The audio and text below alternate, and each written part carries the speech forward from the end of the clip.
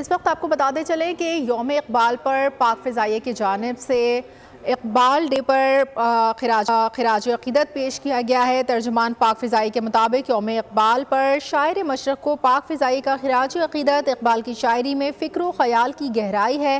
तख्लीक़ अर्ज़ पाक उन्हीं की फ़िक्री काविशों से अंजाम पाई है। तर्जुमान पाक फ़िज़ाई ने और मज़ीद कहा है कि नौजवान नस्ल को शाहीन का तख़ातुब देकर इकबाल रफ़त व ख़याल, जज्बा अमल, वुसअत नज़री और जुरत व रंदाना पैदा करना चाहते थे।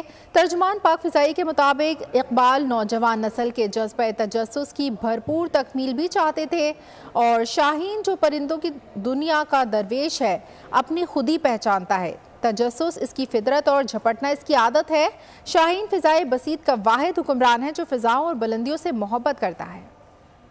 बच्चा शाहीन से कहता था उक़ाब साल खुर, ऐ तेरे शहपर पे आसान रिफ़ते चरख़े बरी, है शबाब अपने लूहू की आग में जलने का नाम, सख्त कोशी से है तलखे जिंदगानी अंग, जो कबूतर पर झपटने में मजा है ऐ पिसर, वो मजा शायद।